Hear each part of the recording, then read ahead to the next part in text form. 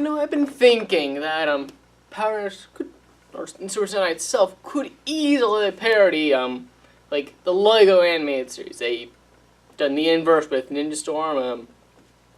Chima does have some similarities, but it's definitely different because, well, Chima is actually animals drinking this thing called chi that makes them bipedal, and eventually they can use it to power up them in battle, which is not really neat until, well, the series starts, and then eventually when they go against the insectoids and bats, and then with help of the Phoenix and leopards and tigers and against the ice beasts. And being of ice beasts, that is where I want to get to for In Defense of Zyuohger.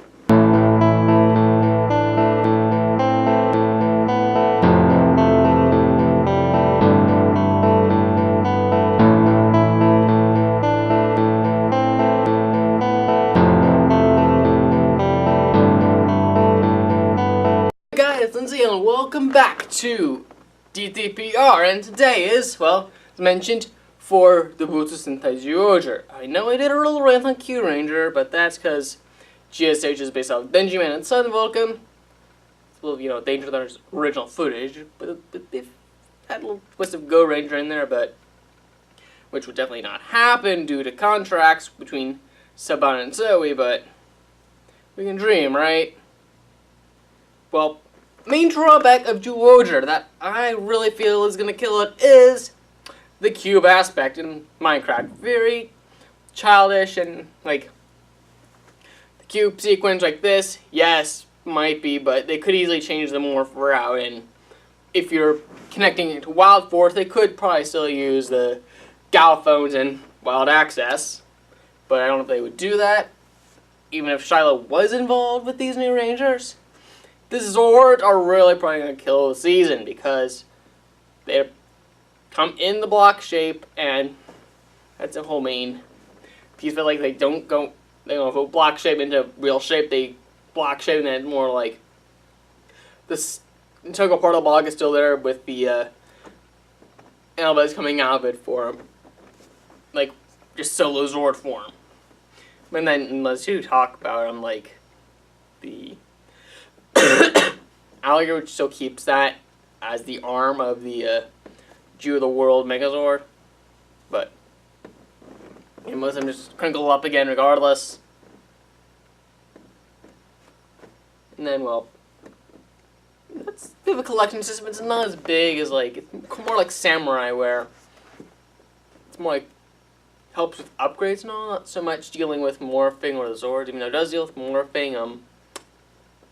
But yeah, there was a whole different system in Samurai and Samurai Shikinja, which, with the Zords as a core, were very similar to this, where they fold it up and then, but I kind of like that aspect there. They crinkled up into these shapes, and then they were able to go into like a full design, you know.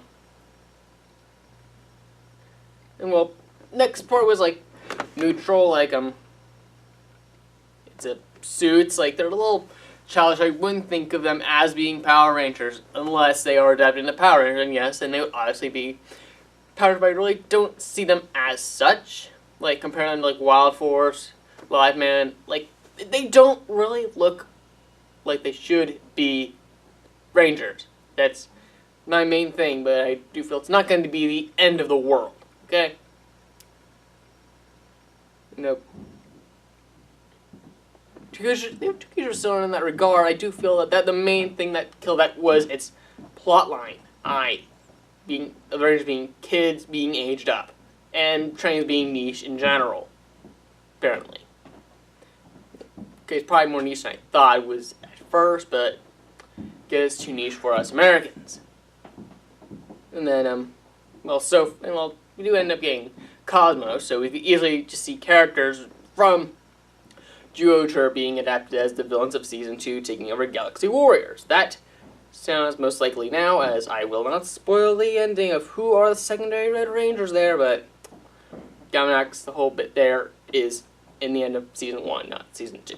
Which makes me think that they'll be adapting Zyuohger's villains, but not the suits. Okay? Right now, but if we still do go through with this, I mentioned Shiloh before, there's only being started with like Casey as a central part of this. That his zoo is part of like a giant like animal society group. Like the zoo is owned by a larger company, kind of like not like Merlin or Coons that, or like SeaWorld, like kind of like that. Like they might own some parks, like they only own zoos and reservations, you know, like where the animals are, or where they can care for them, not necessarily in public, but, you know. Should have thought of this word earlier, but news story is, this picks up after the legendary battle with Casey at the zoo, which is what we know from Megaforce. Well, he receives contact. He receives contact from venture capitalist, which is Justin Stewart, which I do think that just coming back as an adult and then having created the Zord would better explain why, because he has a bunch of like eggheads being his little workers building stuff, and they also be Minecraft fans because it's like 20 years after, like closer to 10 years after Minecraft came out, so Block aspect would definitely make more sense if there were like a bunch of eggheads that he hired that were Minecraft fans and decided that, let's try these, this would be crazy type deal. Kind of like in World War I with like patterns on vehicles. So don't go cold, but however, beneath the surface is a saber-toothed tiger warlord, Count Nihiro. Rise from his frozen sun begins awakening his army. This brings Princess Shyla back to Earth from her island of Animaria to create a new team of rangers named Justin and Casey. Together, round up 5 new rangers to protect Animarium and Matador Bay. Carter Manson, the high school football jock, who is our Eagle Gorilla Whale Ranger. Ling Shu works at the Sea Life Preserve, a part of the same family as Zoo Casey works at. Shark Ranger. Christoph Furback. He's a homeless guy who lives near Justin's apartment, and comes the Lion Ranger. Miguel Santos is a dreamer in fear of deportation. He is the Elephant Ranger. Kelsey Ryan is Casey's girlfriend, and eventually, spoiler alert, his wife, the Tiger Ranger. With Casey becoming the Orange Ranger and later on, and then a depressed college kid who comes by Jason's place from time to time is Percy Winters, who creates the whale gun, and he's the first whale, thus being the first Whale Ranger, and when he commits suicide, yes, it's a suicide in a kid's show, but I do think it's time to see a little bit more mature of a season, and also, so it's kind of a thing right now. So, having him commit suicide and give him the powers would probably make most sense, because I don't know about having the animal world and the human world, because Ghost Stager, like the whole backstory of that was cut out. So I'm guessing that's, again, a more increased chance of why they will probably skip Zyuohger. And then Zoo the World has no soul. He's called Eero the Black Knight. Eero means it's like metal, like deals with metal in that name. And then Psy, they give him the first name of Psy later on because his default form is a Rhino, which is a reference to Liveman.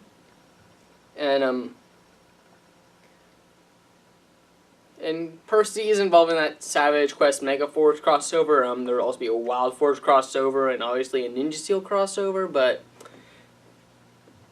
yeah, but I think some of those will be earlier on than others. Like that's like 3 crossovers across its span. Like a Wild Force be near the end, Mega Force be in the middle, and then Ninja Steel will probably be season 1, like beginning of season 1, and then. Thing of 3 episodes, like, do you feel like 3 episodes for the Black Knight is not enough for him being able, like, Tommy had 5, and, which I think is a good amount for him, like, barely across the second seat into the second season, so, it's kind of like, how are they going to pretty much survive, like, even though there are episodes I'm fighting him in season 1, it's like, he's still a threat, so we have to somehow stop him and think of a way to do that, and that ends up being, well, obviously, the Super whatever, because it's called Super Savage Quest.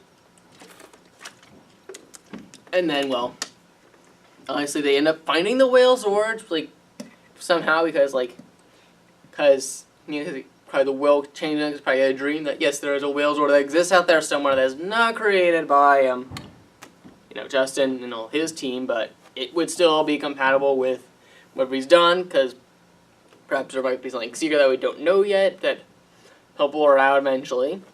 But I don't quite think this through as well as GSA, GSA.O, or Galaxy Squadron Andromeda Orion, which I will probably talk about more on a future episode. And by future episode, I might mean hinting at it in the next episode of D&C. But for now, this has been Lindsay Yale. Comment, like, subscribe. Strike the bell if you're already subscribed. Look at the links down below and the cards, and I'll see you next time.